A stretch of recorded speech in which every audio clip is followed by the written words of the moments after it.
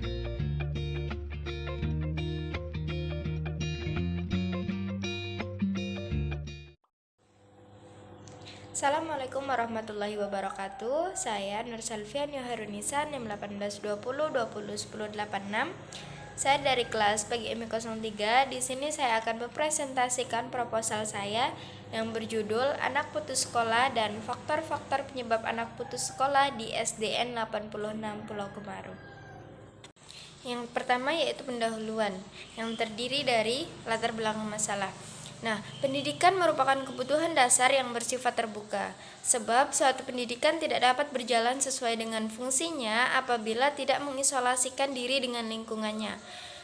Pendidikan ini pada hakikatnya adalah usaha sadar untuk mengembangkan kepribadian dan kemampuan di dalam maupun di luar sekolah yang berlangsung seumur hidup.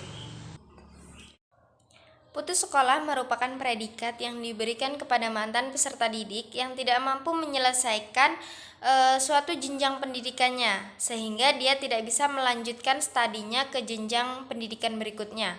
Misalnya, seorang masyarakat atau anak yang hanya mengikuti pendidikan sekolah dasar sampai dengan kelas 5, itu disebut sebagai anak putus sekolah. Demikian juga seorang warga atau masyarakat yang memiliki ijazah SD kemudian mengikuti pendidikan sekolah menengah pertama sampai dengan kelas 2 saja, itu juga disebut sebagai anak yang putus sekolah.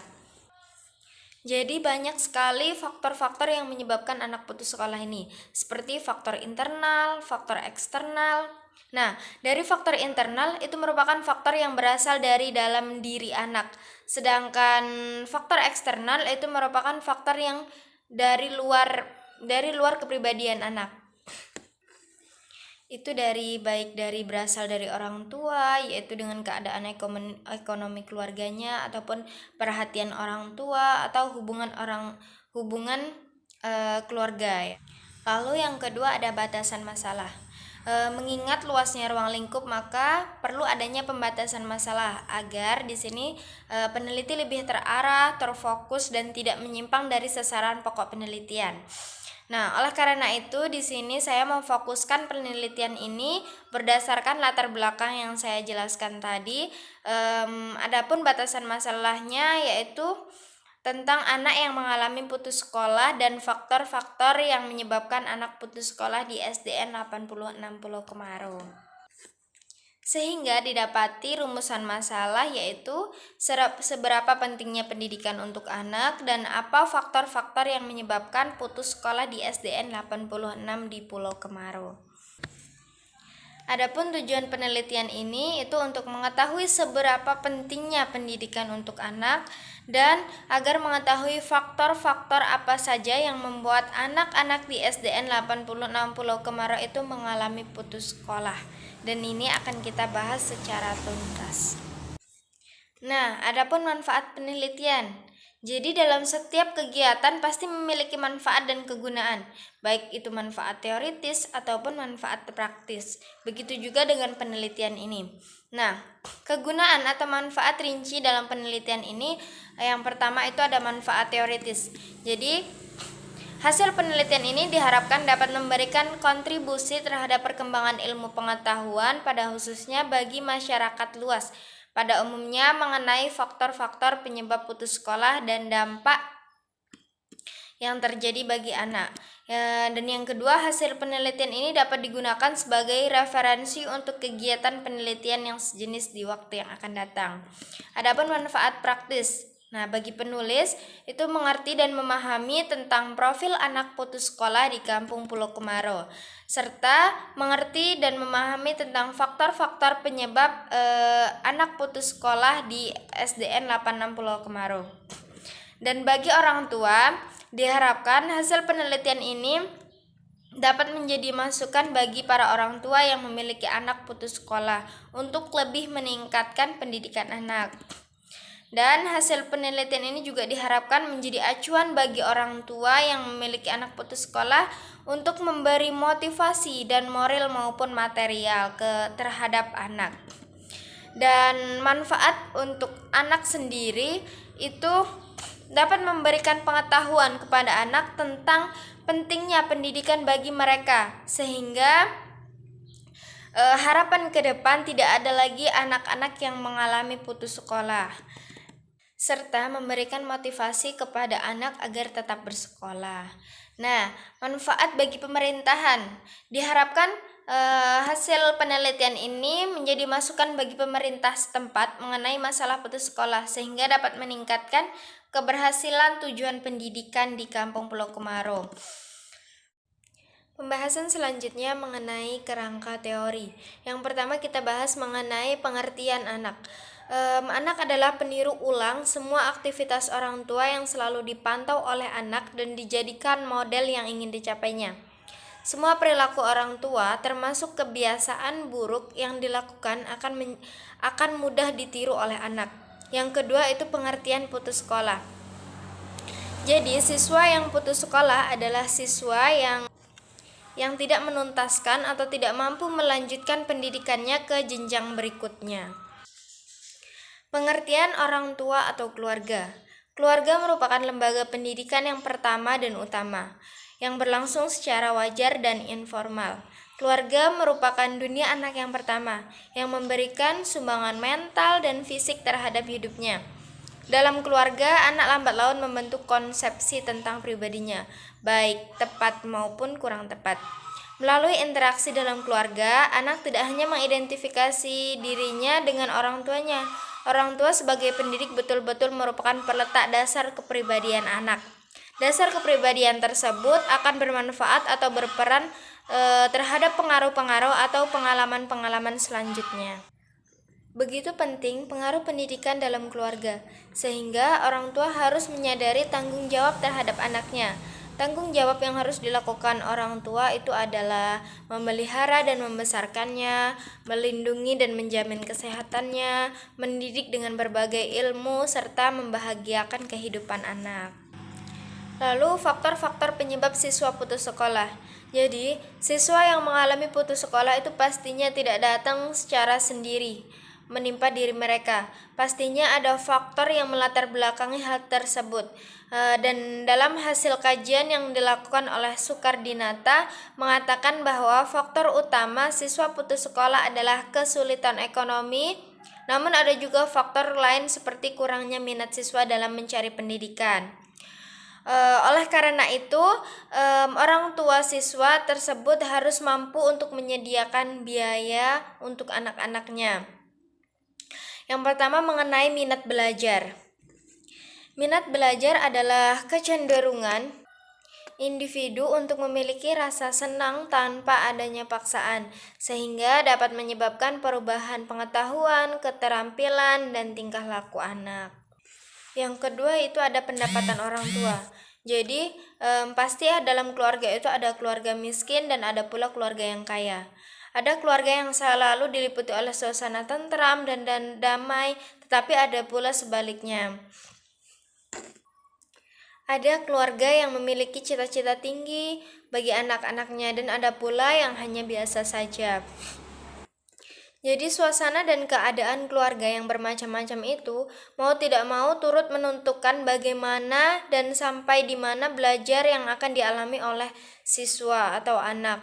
Termasuk dalam keluarga ini ada tindakannya atau tersedia fasilitas-fasilitas yang diperlukan dalam belajar. Karena fasilitas-fasilitas tersebut juga turut memegang peran penting berperan penting pula. Nah, di Kampung Pulau Komaro ini mayoritas pekerjaan kepala keluarganya itu sebagai nelayan dan ada juga sebagai penyelam bebas. Rata-rata pendapatan masyarakat sana itu tidak menentu dan berkisar dari 1 juta rupiah sampai dengan 1.500.000 rupiah per bulan. Nah, keadaan masyarakat di Kampung Pulau Komaro ini terbilang masih pas-pasan ya. Yang ketiga yaitu tingkat pendidikan orang tua. Pengertian tingkat pendidikan orang tua adalah jenjang ataupun tahapan pendidikan formal yang ditempuh orang tua dalam usahanya untuk mengembangkan jasmani dan rohani atau melalui proses perubahan cara berpikir atau tata laku secara intelektual dan emosional. Dan yang keempat itu ada lingkungan pergaulan atau masyarakat. Melalui pendidikan di masyarakat, anak akan dibekali dengan penalaran, keterampilan, dan sikap makarya. Sering juga pendidikan di masyarakat ini dijadikan upaya untuk mengoptimalkan perkembangan diri. Namun ada juga hambatan yang mungkin bisa timbul di lingkungan ini, yaitu lingkungan fisik dan non-fisik yang tidak menguntungkan tugas yang diberikan. Sementara, adapun pendapat lain mengenai faktor-faktor penyebab anak putus sekolah itu ada menurut Sobur Alex menyatakan terdapat 2 faktor permasalahan pendidikan yang terjadi pada anak usia sekolah, yaitu faktor dalam diri anak dan yang kedua faktor dari luar diri anak. Dan yang kelima ada usaha mengatasi anak putus sekolah.